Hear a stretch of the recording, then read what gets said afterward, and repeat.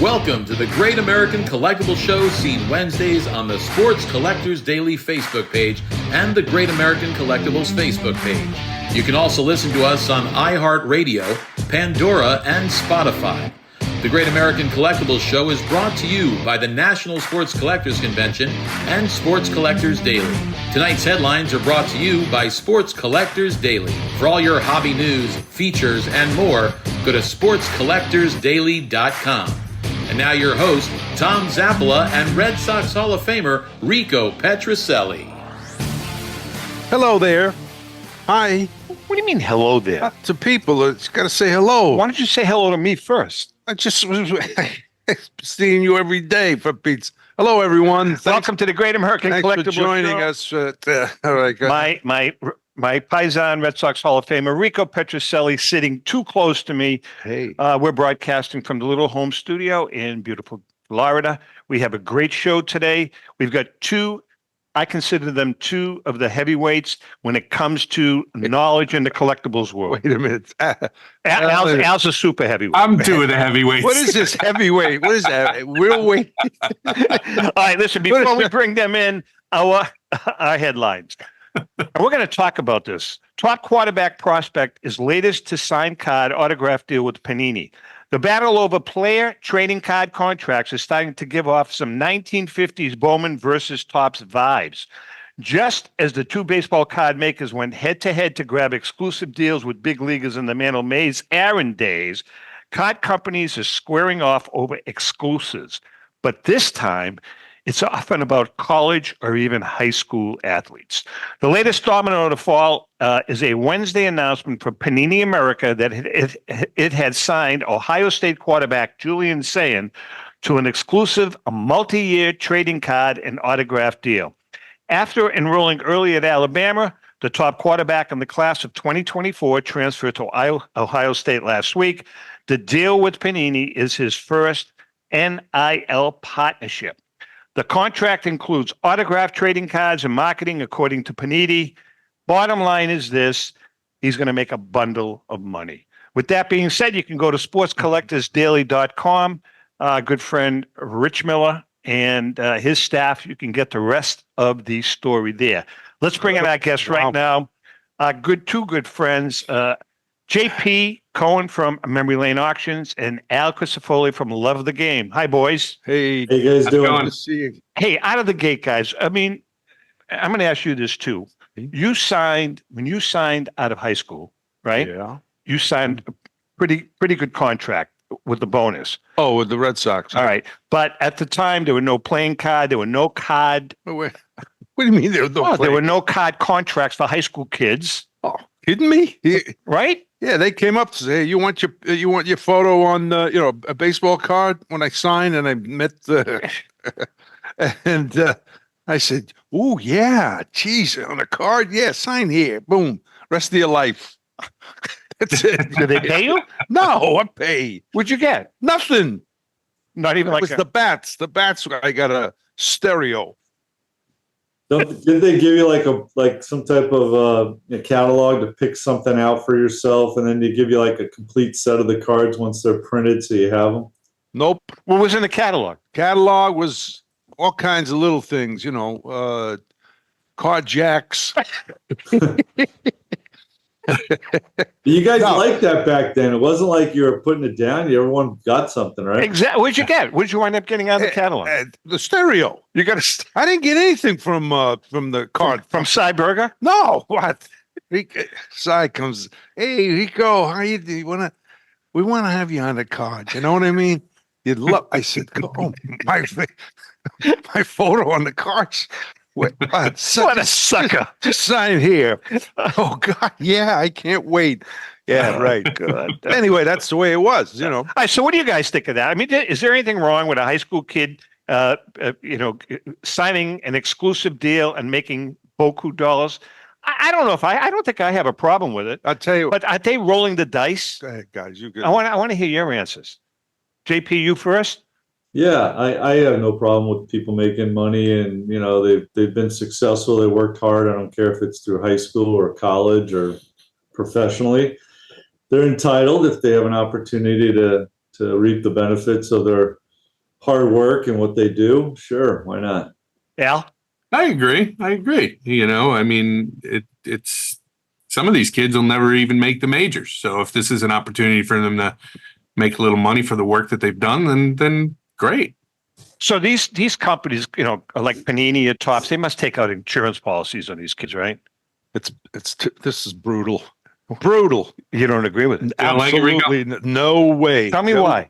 way. Because the kids, they have to earn it.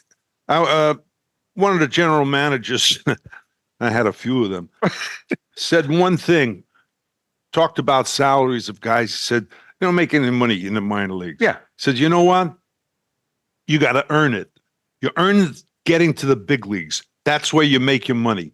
You know, and at that time they were making millions, and now, of course, it's going crazy. But and I agree with that. I played 3 years in the minor leagues.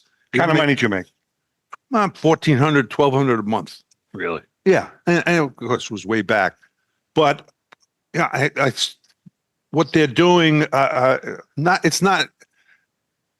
it's ethical, I guess, but I think they're going just a little too far. With the kids? Yeah, I really do. Well, I'm telling you, I mean, percentage-wise, it's my- you guys all know this. Percentage-wise, not a high percentage of kids make it to the pros. Now, I know that these guys are signing the cream of the crop in college, but that doesn't guarantee anything either.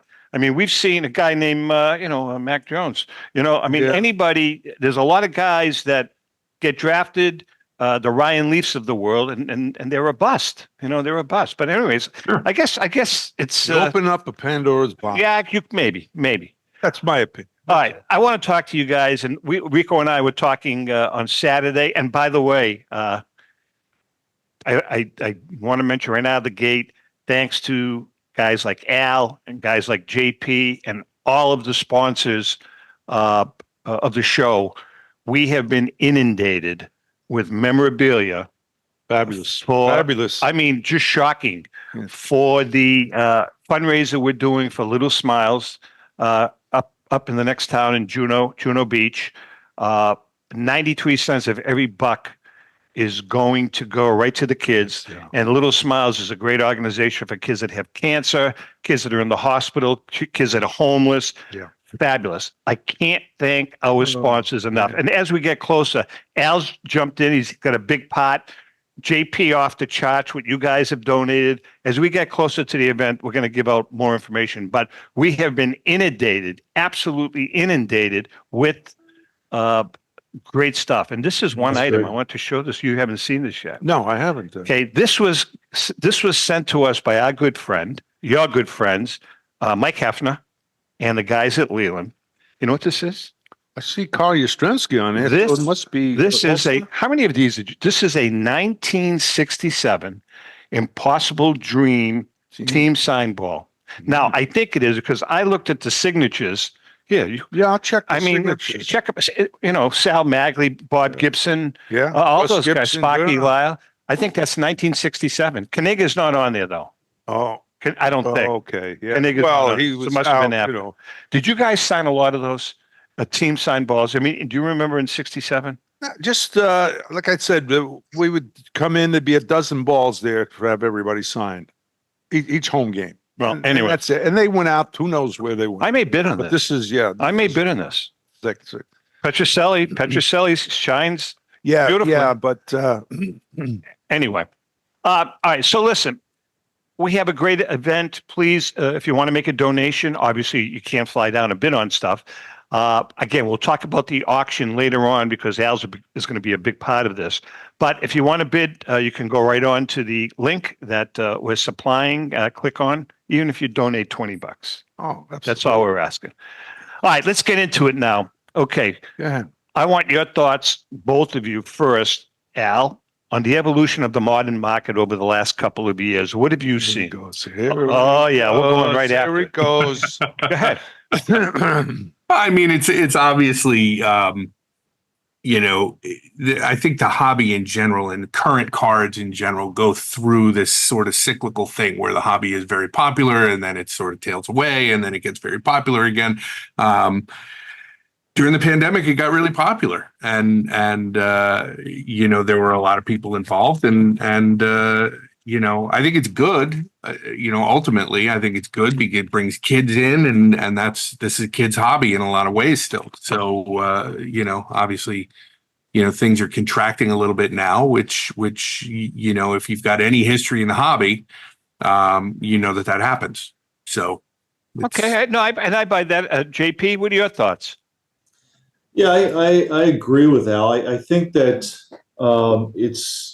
it's a breath of fresh air what we've seen the last 3 years, where there's a new wave of interest, collectors, younger generations coming into the space and enjoying collecting, even if it's stuff that a company like mine or Al really doesn't deal in more of the modern stuff. But I do find that, and I'm witnessing that as time goes on and these new hobbyist collectors that get into the space and are buying, they gravitate towards a little more of the vintage. Maybe we'll get into the 70s, which they think is vintage, and it is, but it's not what, some of us really determine to be vintage. And then hopefully over time, and as they get older, they explore into other interests of older items, cards, memorabilia. It might be Mickey Mantle or Babe Ruth, and I'm seeing a little bit of that crossover, and which is nice. We do go through cycles, like Al said, and I think we're in that time right now for certain things. The real true vintage rare stuff, year after year seems to hold pretty strong. We might see a little dip here and there, but nothing significant enough to be concerned. It's all supply and demand. The new modern stuff it seems to be driven by a few factors: how much stuff's out there, and how popular the player is at the given time. It goes through different cycles. So it's very interesting. But there is, because of the modern market, there is a lot more interest in the hobby in general, which is great. So I just hope that when we do go through these cycles, that new generation of a collector has the mindset that they understand that not everything just goes up and up and up, because I think we were all kind of spoiled for the most part, at least the more modern collector, during these last few years during the pandemic and the growth. Rick? Can you both give me a guesstimate of the percentage of collectors that into vintage, really into vintage? Just just a guesstimate. I know we don't know exactly because That's good. you guys don't have an association, which I think you should have. But anyway, just a guesstimate. It's an interesting question. From my standpoint, we almost exclusively deal with the vintage, and I think JP is kind of in the same boat. And so it's hard for me to articulate the other part of the market, the other part of the hobby, because I don't really know. There's this huge spectrum of people who are involved in that hobby. There are kids who are buying packs because they want their favorite players. Yeah. There are adults who are buying companies because they want to make money, and there's all points in between. There's this whole gambling contingent. There's this whole group Investment of people who are just investing and trying to buy and flip, and so I don't really have a feel for how many people are in that market, and frankly, I don't have a feel for how many people are going to be in that market 6 months from now.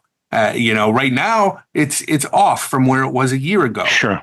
So which direction is it going? I don't know. So I don't know what percentage of the vintage hobby is. It almost feels like JP mentioned something before, before we came on, that it's almost like it's two different hobbies. Yeah, you'd have to figure out how many vintage cards each auction is selling, right? I mean, again, but it's difficult. No, I know. We have about 30 seconds before Rico's break. Yeah, I mean, I agree with the, it's really hard to gauge that modern market. I think, the challenge that, I think we see is that the vintage collectors seem to be pretty connected and here for the long haul. Whereas Al touched on the kind of the gambling aspect of it. A lot of these new collectors really are intrigued or interested in the value, and that it holds value, or they made money and making good buys, or if they're opening a packet in that special one where they made money on that. So I find that I hope they stick around during a downturn. I do feel that the demographic of a vintage collector, those type of collectors seem to stay around no matter what's going on, because they're more attracted to the collecting aspect of it than the value of it. Whereas the modern collector might be more attracted to making money, and if they're not making money, they're not having fun, and you hope that they still stick around. But that's the big question. We're chatting with both JP and Al. Right now, though, it is time for my favorite segment, On Deck with Rico. Your favorite Red Sox is mine. On Deck with Razor Petroselli. On deck with Razor Petroselli. Okay. All right, listen, this week's question was submitted by Dominic Messina. Nice Irish boy. Yeah, Dominic Messina. This is I want to hear your answer on this one. Rico, was your father your agent? It was very common at the time. If not, how did you sign? Did you have an agent? Yeah, my father, he was a real agent. He goes, hey, what, do you play baseball? You want to be a bum? You want to be a bum? No, my era, there was one, Bob Wolf was his name, one agent. He had Earl Wilson in Boston, was a pitcher. I remember Bob Wolf. Yeah, Bob, and he had a really good organization. Eventually, he got into it. Years, when I say got into it, he had Joe Montana. He eventually had all the top guys. Was your father in the room though when you signed? Oh, when I signed, yeah. What did he say when he saw the money? Nothing. He didn't say a word? No, he didn't say anything. He said, well, when they came up there, and Mr. and Mrs. York and the owners said, we want to sign your son, Rico, to a contract with the Boston Red Sox. We really like him. We want to give him $65,000 bonus. My father says, what's that? 65. Hey, he's a good boy, my son. Play baseball, yeah. That was it. And he didn't even understand the game, right? We had no agent. Most of the guys, I think all, except for maybe, the guy, Bob Wolf had a few guys. We negotiated ourselves, and that they'd be tough. In Boston was great that they took care of the guys. 65 grand in 63 was a hell of a lot of money. Yeah, and that was good bonus. I mean, it's there were guys who made 100, 125 bonuses. Yeah. But still, it was good and very happy. But it was no agents. You go up there, you talk to the general manager. Actually, they send you out a contract, which usually is lower than what you were making. So I hit 40 home runs one year, and I got a $10,000 bonus. No, You took his cut? cut. After Yeah, that serious? Of course. Yeah, so I went up there. How you took a pay cut? Wait a minute, give me a chance. So I went up to Dick O'Connell. I said, Dick, I had 40 home runs. He says, well, we didn't make that much money this year. Right? It's New York. He was a zillionaire. So anyway, I ended up getting a very good raise. Oh, you did? Yeah. All right. We are chatting with both JP and Al. Before we take a break, real quickly, guys, and then we're going to get into it after the break and after the Gax moment. You mentioned something. I think you guys are going to, I know you disagree with me. I think a lot of these young kids, these modern collectors, are investing simply not for the love of the game, but just to flip cards and make a few bucks. What do you guys think? Yeah, I think there are some. Well, I was at the National, and this young man came up to my booth, maybe, I don't know, 13 years old, 14 years old.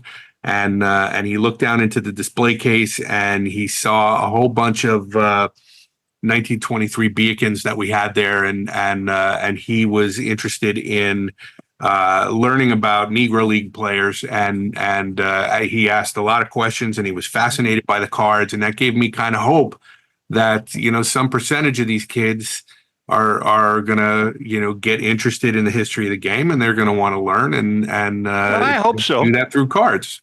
I think they will. JP? Yeah, I do have my hope. I have my reservations too. I kind of feel like when you watch, because I do watch, even though it's not really part of our business model, some of the things that are happening in the hobby on the more modern stuff.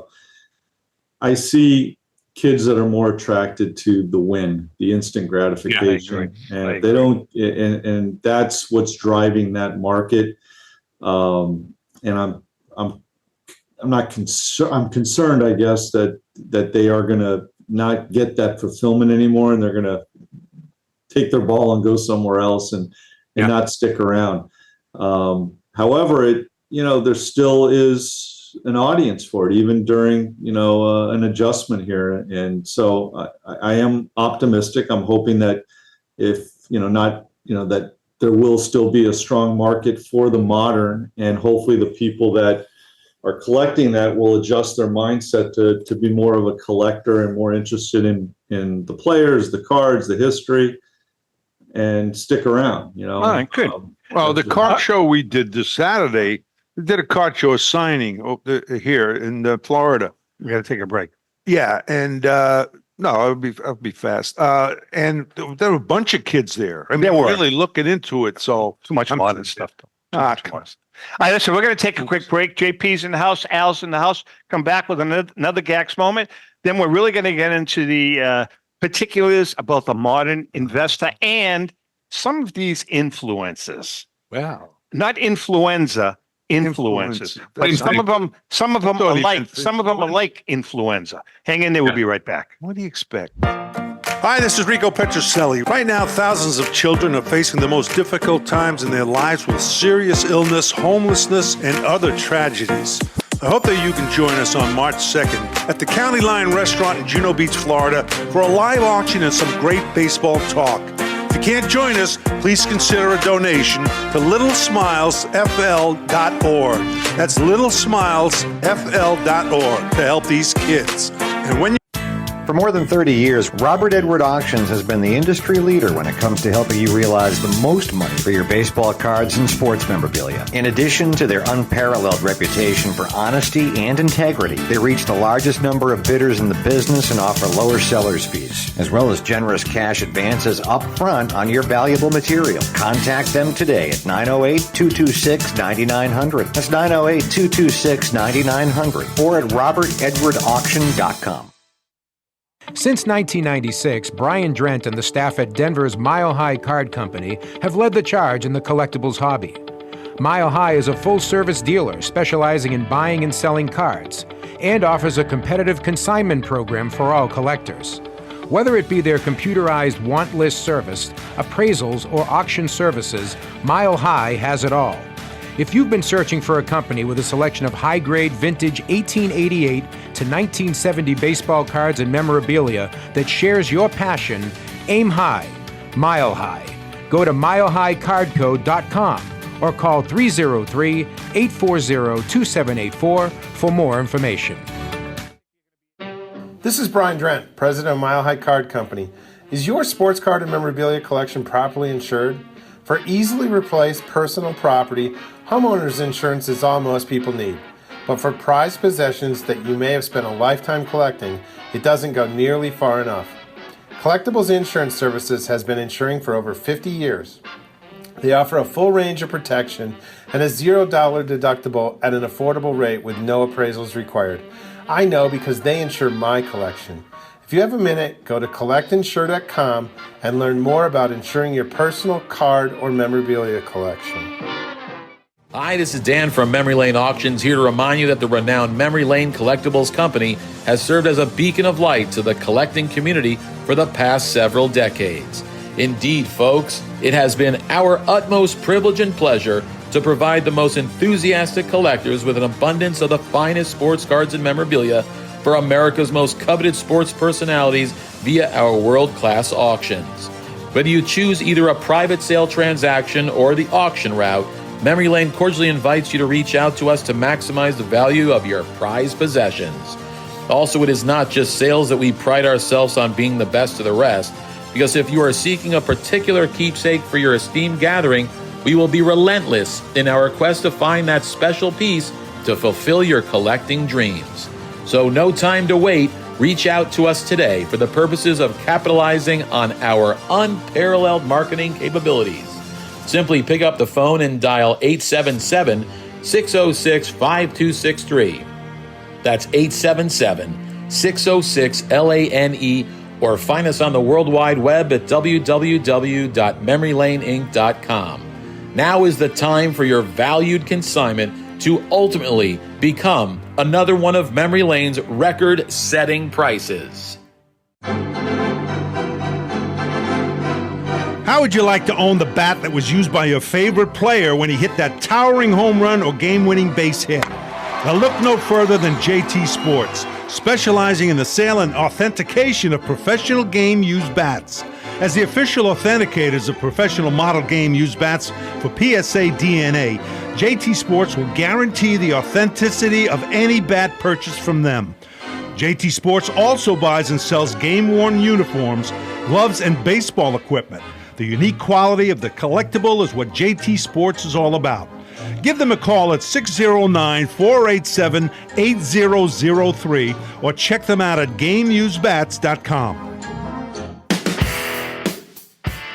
Okay, we are back, and just want to tell you something, Rick.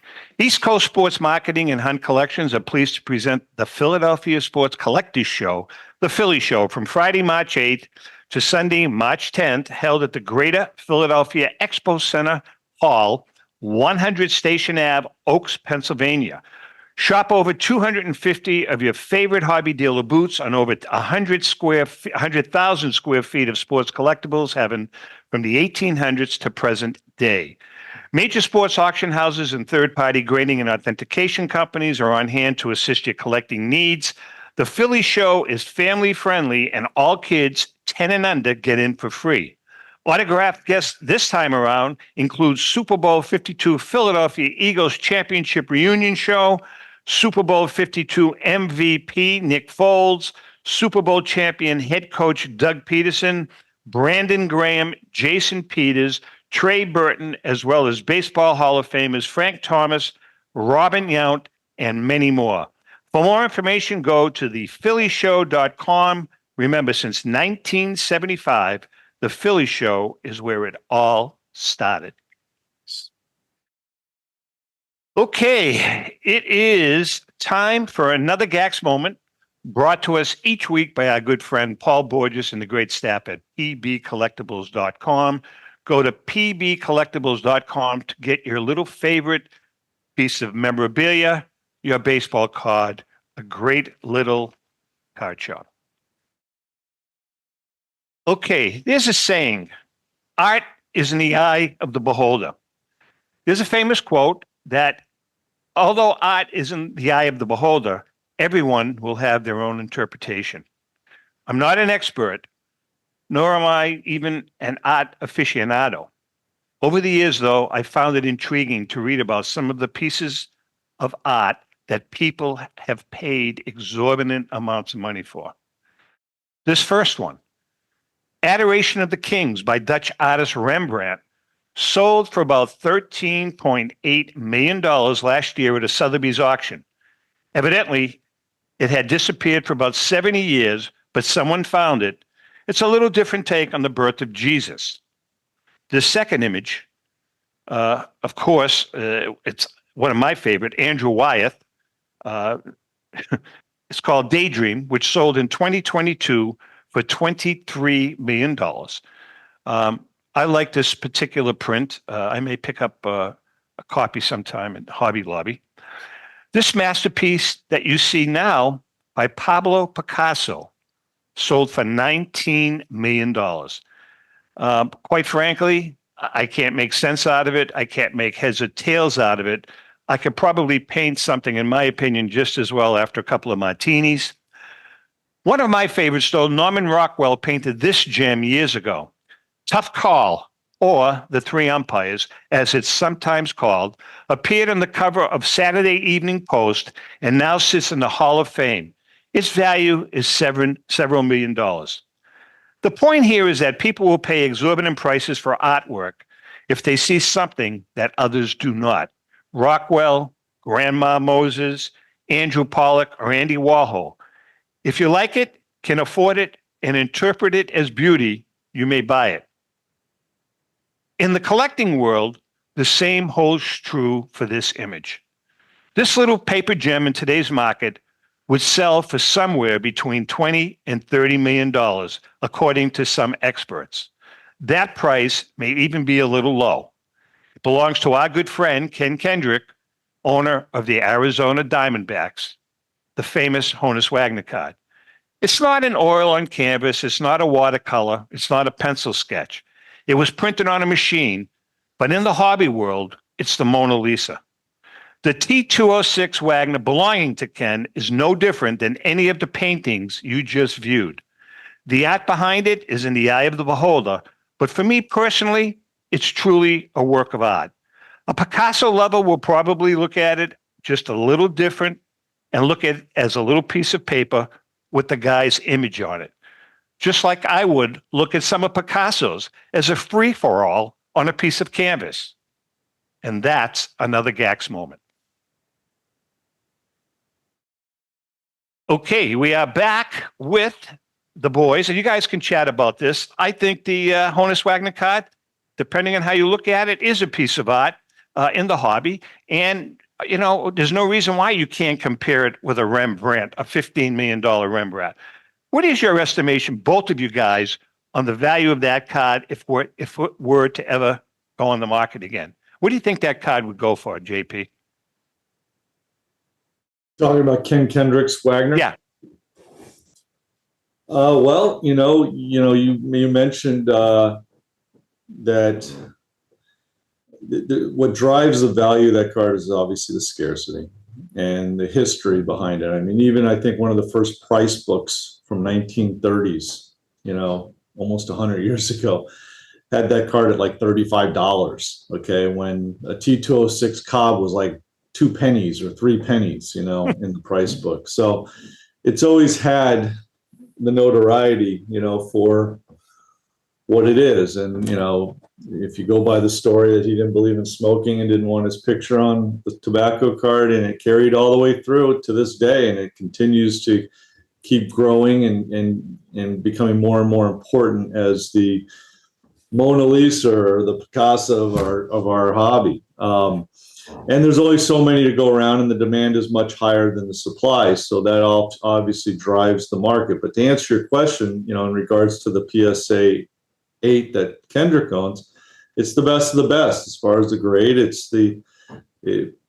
amazing in condition compared to most Wagners that exist out there. Most Wagners look like they came out of your wallet, and they fetch several millions of dollars. So, being that said, that card, because of the notoriety and the history, one time it was owned by Wayne Gretzky, and there's a whole history to it. There's like a whole story behind that card, the mystique of the story about where it came from, the whole background of it.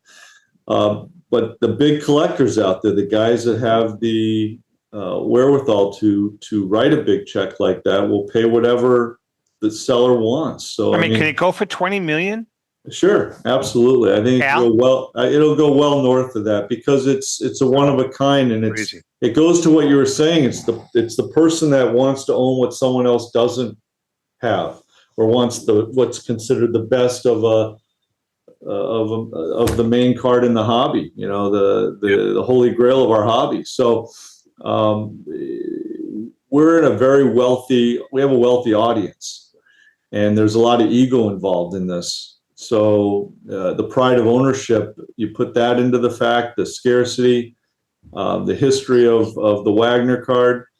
I don't want to say it's a complete blank check, but basically it is. Wow. If Ken wants to sell it and he has a price that would make him sell it, and he puts it out there, there's people out there that just for the sake of owning it, they'll probably be the first to tell you that they're way overpaying, but they want it. Sure. It's not about the money. It's about this is kind of what I was saying. No, that with makes the sense. modern Yeah, compared that to makes vintage. sense. They Al? want to own. They want I it. think The pride of it's- ownership and the love of collecting. Yeah. We see it all the time in this business. It's the most famous thing in our hobby. And so, it's surrounded by legend that goes back forever. There's story after story about that card and controversy about that card. It is, and it's the most beautiful one, regardless of how it got to be that way. It's the most beautiful one. It's the most rare, famous. It's everything. It's a perfect storm of cards, and so I agree with JP. I don't think there's a price you can put on that card. I think Great card. Really is. I think there are more than two people who would pay 20 million, north of 20 million for that card. And so It's like a Rico card. Yeah, sure. Right? Just That's like right. I turned it down. There's also a different possible buyer for a card like that. He doesn't have to be a full blown collector. Yeah. We see it all the time. People come up to me, or I'm sure same thing with Al, and they might not be a collector, know nothing about cards, but they know about the Wagner card. Sure. You have one of those Wagner cards, and they ask you at your table, and we laugh because you just you rarely have a Wagner card, but it's a household name. That's kind of interesting, isn't it? It is. It's true. Yeah. And that's the beauty of that card. So, when you see these record art prices, and you shake your head, there's no Same difference with this What card. about? I'm sorry. Go ahead. You want? No. What about? No. I just wanted to say there's a bigger audience to someone that can enjoy owning it. There might be a guy, a Wall Street guy, or some very wealthy billionaire out there that just wants the pride of having the best of the best. The one and only. How would you compare that, or is there a comparison to the best Ruth? Now, Babe Ruth again is another The rookie card. Let's say it's a rookie card. Why is the Wagner? Well, you mentioned the scarcity, of course, but I mean, Ruth is. I mean, you talk baseball, Babe Ruth, the greatest player ever. The scarcity of the card. It's a That card has always had the legend that goes with it.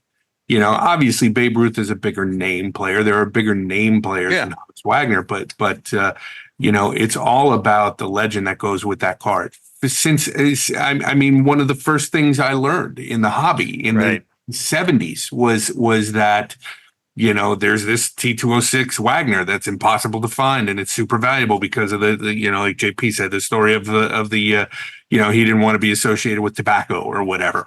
That story has been told and told and told to every young collector. That's the white whale for everyone. Everyone wants a Wagner. Plus, it's been on TV.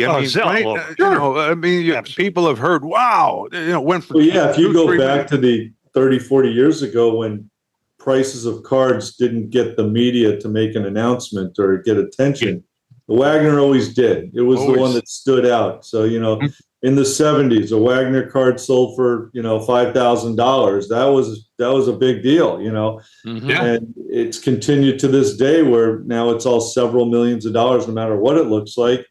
But Ruth is Ruth. I mean, even to this day, Ruth is a household name, and he does get respect in the collecting space. There's a lot of cards that Ruth stuff's more driven by the true collectors that are driven to have the best, and they do it from a real collecting standpoint. I'm not saying the Wagner's not either, but I'm just saying that it's a thinner audience than what the Wagner, I believe, would attract if it was available, which I don't believe it'll ever be available. No, I don't either. Listen, I want to switch gears for a minute because I have a real pet peeve, as I think everybody knows now, with some of these influences that we see on TV and on the internet. And there's one in particular that I don't know. I don't know in what direction he's going, but I'm going to give you a couple of examples. I want to get your opinion on this, all of you guys. He recommends not investing in second tier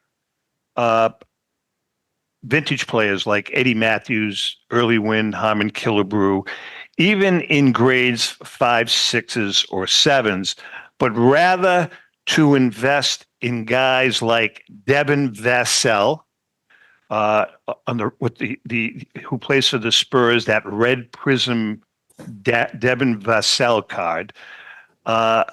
Any Damian Lillard card, he plays for the Blazers. De'Aaron Fix, who plays for the Kings, and Shai Gilgeous plays for the Thunder. Shai Gilgeous. He's saying that, in his opinion, as time goes on, these cards in mid-grade are going to be way more valuable than the Killebrews, the Carews, the Matthews, the Wins. I want your opinion on that, you guys. Al, you first. Did he just start watching sports? I mean, who was he? I've got. I'm not going to mention his name. I've got stacks of Kevin Seitzer rookie cards for that guy, and Greg Jeffries and Brian Taylor and Todd Van Poppel. I mean, the list is a mile long of heavily hyped prospects. Look, what are we doing? Are we collecting, or are we gambling? And I tend to think that. Look, if I had a store filled with that kind of stuff, I'd go on the internet and talk about how that's the stuff you should be buying. That's a good point, JP. Good point, Al. You just hit it right on the head. Yeah. What are your thoughts, JP? Yeah, I think it's a slippery slope that he walks on. I mean, I don't believe, if someone was to ask me, about buying that stuff from an investment standpoint or trying to make money, that's like buying a penny stock. It just doesn't make any sense to me. You can go back 20, 30 years ago and pull out some of the best named ball players, basketball, football, whatever it may be, that would be those people that he'd be preaching right now for you to be buying. Okay. And their cards are worthless. I mean, you go back 30 years ago, the Sean Kemps and all these different, guys that were just on, the best of the best. You would think their cards would be similar to what he's preaching right now. You just have to be careful, what you tell these younger collectors. I think it's very risky. And, like Al said, I'm sure there's a motive there, and his job is to promote what he wants to sell or what is hot right now. But you also, need to be careful, what you tell this younger generation that you recommend to buy. It's like if these guys do something wrong, they get hurt, all of a sudden that $10,000 card is worthless. All bets are off. So we're going to take a quick break. When we come back, we're going to talk about your auctions, obviously, but I also want to talk about another influencer who gave a couple of examples of the way he would go in purchasing cards. I want to get your opinions. JP's in the house. Al's in the house. Rico's sitting right next to me. I'm in the house. Too close. You're too close. Wow, you keep touching me here. Jeez. Hang in there. We'll be right back. Pristine Auction is a family-owned and operated online auction specializing in autographed memorabilia, sports cards, coins, art, and collectibles. Since their founding in 2010, they've grown to 2 facilities in Phoenix, Arizona, totaling over 60,000 square feet. Jared Cavalier and an incredible staff of over 150 team members serve a very large customer base and enjoy every minute of it. By working with leading authentication companies, Pristine ensures all items are 100% authentic. In addition, third-party authenticators regularly travel to Pristine Auction to provide authentication services on site. Pristine Auction strives to operate its business in a way that's honoring to God, their families, and their customers. With a strong focus on speed, quality, and premier customer service, their mission is to be the leading online auction for every level of collector and fan. Pristine also works for Hope Sports and Identity Hoops International.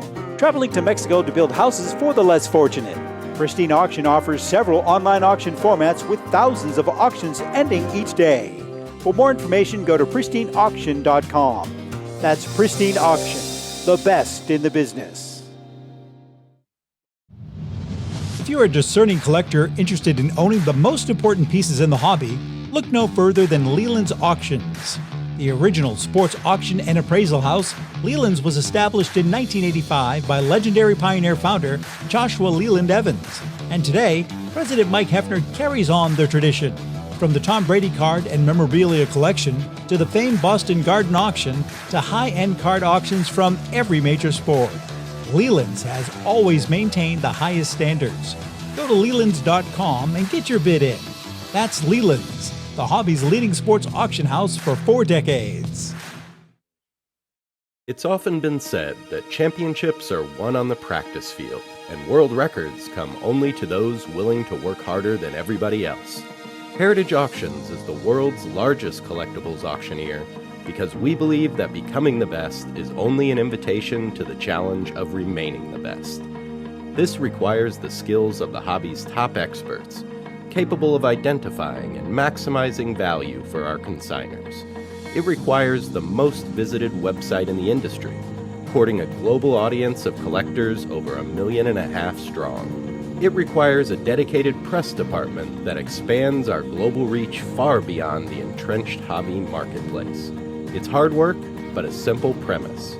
Present the finest collectibles to the largest population of potential buyers, and world records will come. We invite all listeners to put the unmatched power of Heritage Auctions to work for you. Auction evaluations are always free, and our commission-based fee structure ensures that our interests are always aligned. The highest possible price for your collectibles. There will always be new world records to chase, so let's chase them together. Visit our website at ha.com and request your no-obligation review today. Hi, this is Dan from Memory Lane Auctions, here to remind you that the renowned Memory Lane Collectibles Company has served as a beacon of light to the collecting community for the past several decades. Indeed, folks, it has been our utmost privilege and pleasure to provide the most enthusiastic collectors with an abundance of the finest sports cards and memorabilia for America's most coveted sports personalities via our world-class auctions. Whether you choose either a private sale transaction or the auction route, Memory Lane cordially invites you to reach out to us to maximize the value of your prized possessions. Also, it is not just sales that we pride ourselves on being the best of the rest, because if you are seeking a particular keepsake for your esteemed gathering, we will be relentless in our quest to find that special piece to fulfill your collecting dreams. So no time to wait. Reach out to us today for the purposes of capitalizing on our unparalleled marketing capabilities. Simply pick up the phone and dial 877-606-5263. That's 877-606-LANE, or find us on the World Wide Web at www.memorylaneinc.com. Now is the time for your valued consignment to ultimately become another one of Memory Lane's record-setting prices. Hey, I'm Mike Petroselli. If your company is looking for the best in marketing and promotional items, you'll hit a home run with Petroselli Marketing. With over 8,000 suppliers and 650,000 imprint-ready items, we can get your company the visibility it needs to get your maximum exposure. Whether it be office promotions, wearables, automotive, sports items, and everything in between, Petroselli Marketing can do it all. Our design staff will even work with you from concept to delivery and customize your products. At Petroselli Marketing Group, we will get your brand in front of your audience. Contact us at info@petrosellimkt.com or call us at 603-880-3202. That's Petroselli Marketing, where no dream is impossible. Yeah, go to Petroselli Marketing, where kid wants to take care of his father when he gets older. Jeez. And, oh my God. His father's on, Hey, you got a bread line. So listen, he has customers nationwide. They get tremendous embroidery and Swag, screening and coats, great people. hats, Yeah. mugs, Oh, beautiful thousands of jackets, products, beautiful thousands. jackets. Hey, Mike, if you're listening, ask your dad. Maybe he can give me a freaking pen or something that I look, can use. right there.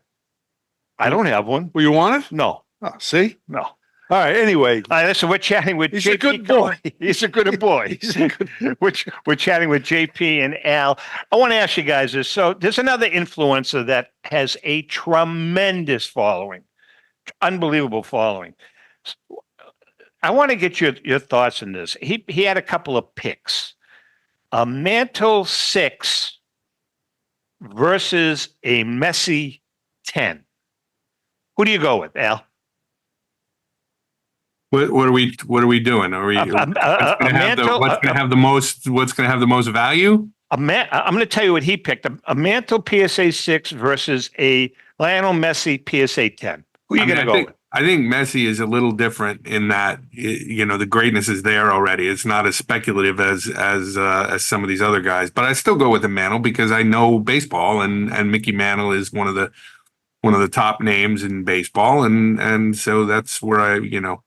I agree with you. His hobby is baseball driven, whether you want it to be or not. Yeah. So there's that too. JP?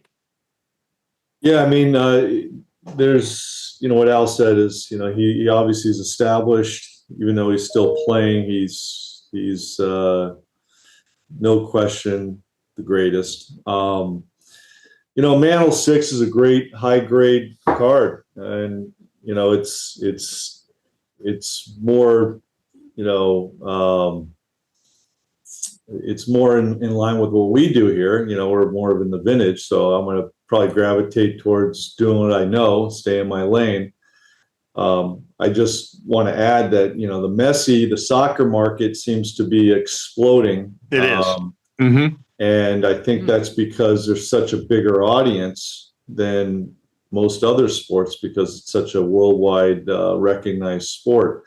It'll be interesting to have this conversation 10 years from now and see, so I really am not negative about, buying a Messi card. I guess I would try to find one of his cards that's graded 10, that there's not 700 of them graded 10s. I try to find something unique and special. Yeah. But I always will grab for the vintage. That's just, it's proven year after year after year. I've been doing this 25 years and 50, Mantle 6 is, a few $100,000 now, where, when I started in this business, it was 10 grand, or $5 grand. So the growth and the demand for that card is continually growing and growing and growing, and I have no reason to believe it'll stop. The Messi, I guess the jury's still out, but I could think of worse cards in the modern market to buy. So if you had to buy a modern card, I'd probably put him on the list. Why not? I think I kind of agree with that. The Messi card is a good card. He also mentioned he would take, which I don't agree with this one either, a Mantle 6, PSA 6 versus, I don't know, maybe it's close, an MJ PSA 10 Fleer, 86 Fleer. What do you guys think? Well, I'll answer that. I mean, we've all seen it. We witnessed it.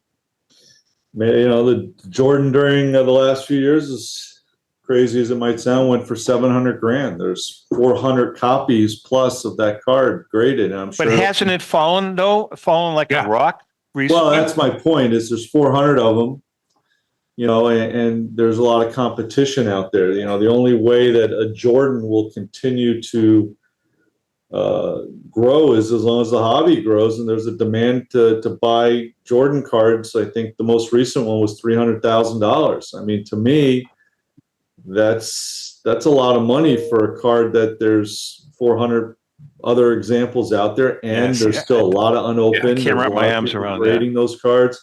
So I'm sure that 400 10 years from now will be 800. So it's all supply and demand, just like anything else.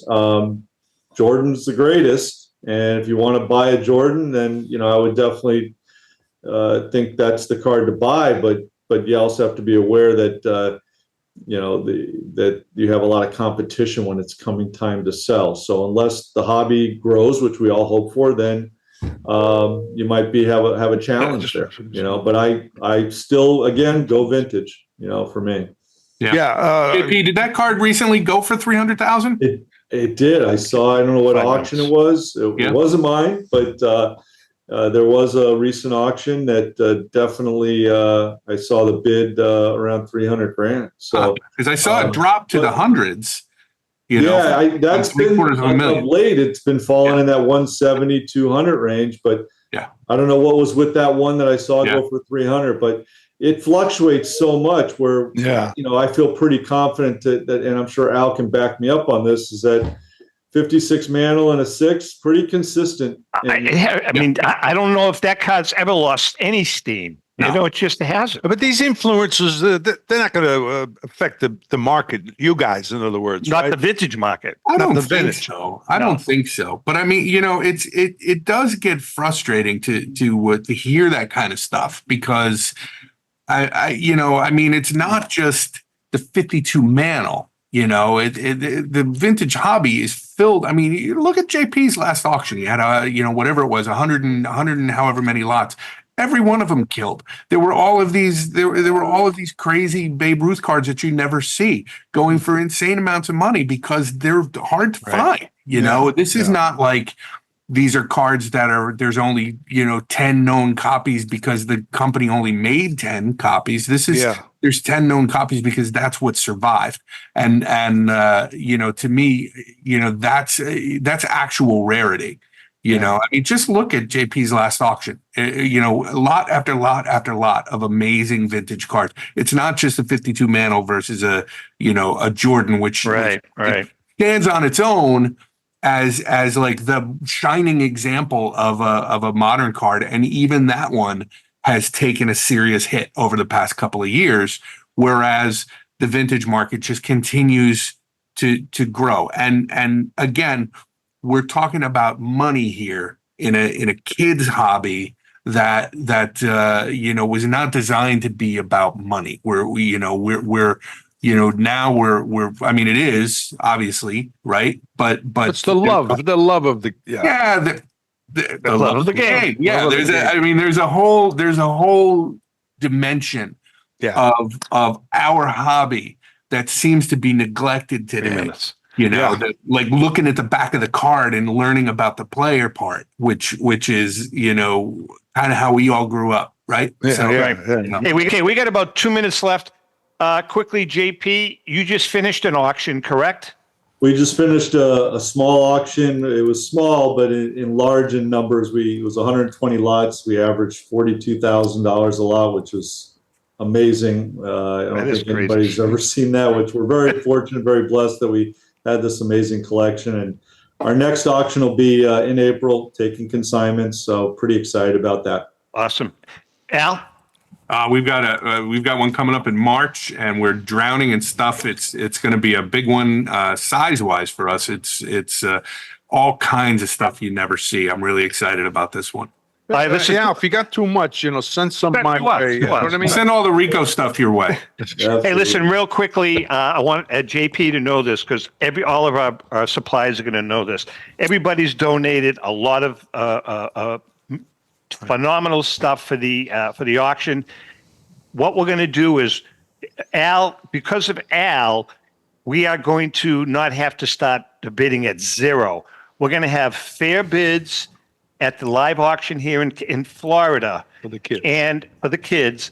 And if we don't meet our bid opening numbers, Al has been gracious enough we're going to send him all the material, and in his spring auction, he's going to auction everything off, and both the sellers and the buyer's fee, it's going to go right to Little Smiles, but he's also going to acknowledge all of he's going to be thanking JP on his auction site. Wow. Everybody that's contributed is going to get acknowledgments on the auction, and then Al's going to Al, just fantastic. You're really kind of bailing us out, to be honest with you. We're happy to donate our buyer's premium to the cause as well. It's a pretty cool thing that you guys are doing.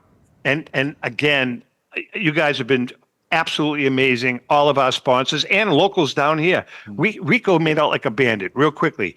Golf for 4 at 4 of the most prestigious golf courses with Rico. You have been on that. A fishing expedition, half a day fishing. I don't get anything. They want to throw me in. That's Wait, why. you bid on that to do it with you? Yeah. That's not going to go over too good. No, that's right. They'll go, who's he? So you win a date with Rico? Is that what we're saying? Golfing for 4. Golfing for 4. Rico's one of the 4. With that being said, guys, thank you so much. Thanks you know what you mean to us. Thanks for having us on. Yeah, Take care, and to our, guys. to our viewers and listeners, the numbers have been off the charts. We're kind of scratching our heads, to be honest. Last week, just on Facebook, 30,000 views. Nice. Crazy numbers. Congratulations. That's great. You guys. With that deserve being it. said, guys, happy collecting. Take care. Be good. Take care.